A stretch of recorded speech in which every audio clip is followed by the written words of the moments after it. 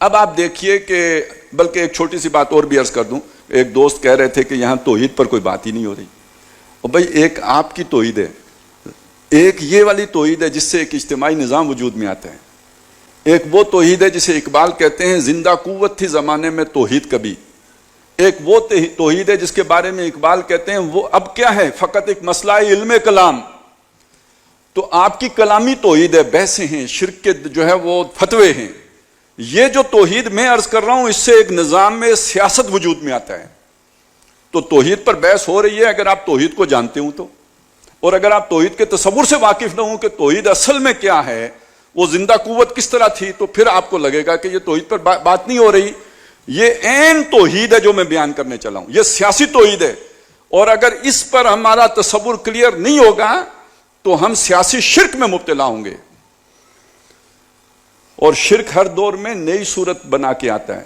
اس دور میں اور ہے, جام اور ہے, جم اور تہذیب کے آذر نے ترشوائے ساکی نے بنا کیا روش لطف و ستم, اور تہذیب کے آذر نے ترشوائے صنم, اور مسلم نے بھی تعمیر کیا اپنا حرم. اور تو ایک نئی سے نئی شرک آ جائے گی اگر آپ توحید کے پورے تصور سے واقف نہ ہوں.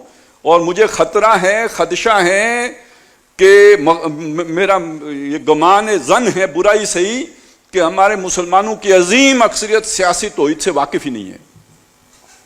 تو آ جائیں میدان میں. آپ جس اللہ سے واقف ہیں وہ اپنے ذہن میں آپ نے خود بنایا ہے یا محمد الرسول اللہ والا اللہ کو آپ جانتے ہیں؟ میں نے جتنے لوگوں سے بات کی ہے تو مجھے ہر ایک بندے کا اپنا ہی اللہ معلوم ہوا ہے. وہ اس اللہ سے نہیں واقف جس کا تعارف قرآن نے کرایا ہے. اگر آپ اس اللہ سے واقف ہوں تو پھر آپ اس سیاسی نظام کے اندر سانس لینا بھی گناہ سمجھیں. آپ نہیں واقف اس اللہ سے جو قرآن مجید پیش کر رہا ہے. قرآن مجید نے اللہ کو بادشاہ کہا ہے یا نہیں کہا؟ تبارک الذی بیدہ الملک, بابرکت ہے وہ ذات کہ جس کے ہاتھ میں بادشاہت ہے. لہو ملک السماوات والارض, آسمانوں اور زمین کی بادشاہی اس کی ہے. للہ ملک السماوات والارض, آسمانوں اور زمین کا بادشاہ اللہ ہے. پتہ ہے کتنی دفعہ آیا ہے؟ 17 مرتبہ. 17 مرتبہ قرآن مجید نے اللہ کا یہ تعارف کرایا ہے کہ اللہ بادشاہ ہے. سورہ حدید کی پہلی 6 آیتوں میں 2 دفعہ یہ بات آئی ہے. لہو ملک السماوات والارض یحیی و یمیت وہو علی کل شیء قدیر. کیسا بادشاہ ہے؟ زندہ بھی وہ کرتا ہے, مارتا بھی وہ ہے, ہر شے پر قادر ہے. هو الاول والآخر والظاہر والباطن وہو بکل شیء علیم. ہر شے سے معلوم ہے, اول آخر ظاہر باطن وہی ہے. ایسا بادشاہ ہے. هو الذی خلق السماوات والارض, وہی ہے جس نے آسمان اور زمین بنائے. اس لیے بادشاہ ہے کہ مالک بھی وہی ہے, خالق بھی وہی ہے. یعلم ما یلج فی الارض وما یخرج منها وما ینزل من السماء وما یعرج فیها وہو معکم اینما کنتم واللہ بما تعملون بصیر. ایسا بادشاہ ہے جو سب کچھ جانتا ہے, اس نے ہر طرف سے تمہارا احاطہ کر رکھا ہے, وہ ہر وقت تمہارے ساتھ ہوتا ہے. لہو ملک السماوات والارض والی اللہ ترجع الامور. تمام بادشاہی اس کے ہاتھ میں ہے اور تمام معاملات آخر کار فیصل ہونے کے لیے اسی کی عدالت میں پیش ہوں گے. اللہ کے اس تعارف سے کچھ واقف ہیں آپ؟ اور تقریر کی حد تک ابھی واقف ہو گئے تو آپ کے دل میں اتر رہی ہے بات؟ مجھے تو بہت مشکل لگتی ہے. یہ ایک اسلوب ہے, اس بات کو کئی اسالیب میں بیان کیا ہے. افغیر اللہ ابتغی ربن, کیا میں اس اللہ کو چھوڑ کر کوئی اور رب تلاش کروں؟ رب کون ہوتا ہے؟ جو بادشاہ ہوتا ہے وہ رب بھی ہے. دیکھیے فرعون نے کہا میں بادشاہ ہوں نا, الیس لی ملک مصر, کیا مصر کی بادشاہی میری نہیں ہے؟ اور دوسری بات اس نے کیا کہی؟ انا ربکم الاعلی, میں تمہارا اعلیٰ رب ہوں. تو یہ رب اور بادشاہ ایک نہیں ہو گئے. آپ نے رب کس کو بنایا؟ جس کو سجدہ ٹیک دیا. وہ کسی غیر اللہ کو سجدہ ہو گیا، آپ نے کہا بس یہی شرک ہے، وہ یہ بھی شرک ہے۔ لیکن جب کسی کو فرعون کی جگہ پہ مان لیا، یہ بھی شرک ہے۔ جب کسی کو مقنن مان لیا، قانون ساز مان لیا، یہ بھی شرک ہے۔ تو رب تو بادشاہ تک جاتے ہیں۔ اب آپ دیکھیے قرآن میں رب کتنی دفعہ ہے،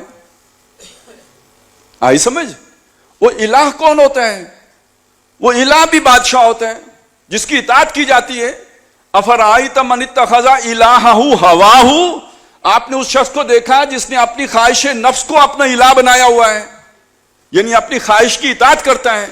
اچھا، میں نے خواہش نفس کا الہ جو ہے اس کو الہ نہیں بنایا، لیکن میں نے کسی نمرود کو الہ بنا لیا، تو نمرود بادشاہ بھی ہے، الہ بھی ہے۔ تو اس معنی میں بعض جگہوں پہ قرآن مجید نے علماء کو بھی الہ کہا ہے، آلہہ کہا ہے، ارباب کہا ہے یہودیوں کے۔ وہ جو اتخذوا احبارہم و رہبانہم اربابا من دون اللہ، جو حلال و حرام کے فیصلے کر رہے ہیں، جو قانون سازی کر رہے ہیں، یہ رب ہیں، یہ الہ ہیں۔ تو اللہ بادشاہ ہے، وہ رب ہے، وہ الہ ہے۔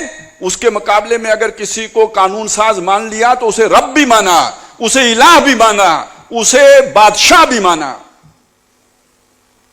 کتنوں کو اس شرک کا پتہ ہے؟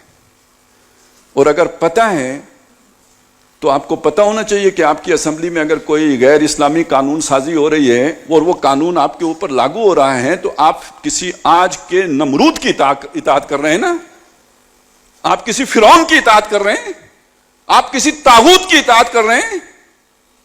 اس شرک پہ کتنوں کا دل جلتا ہے، کتنوں کے اندر کڑن پیدا ہوتی ہے، کتنے ہیں کہ اس پر جو رنجیدہ ہوتے ہیں اور ان کی رات کی نیند اڑ جاتی ہے، کتنے ہیں جنہیں خطرہ لگتا ہے کہ مجھ سے شرک ہو رہا ہے، کتنے ہیں کہ جو توحید کے اس پیغام کے لیے تڑپ اٹھتے ہیں۔ نہ کیوں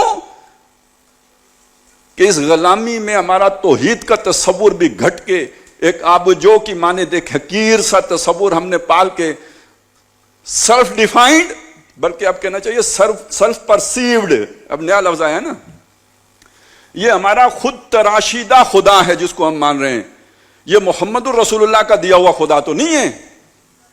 اگر اس خدا کو ماننا ہے، اس اللہ کو ماننا ہے، تو وہ تو بادشاہ ہے، وہ الہ ہے، وہ رب ہے۔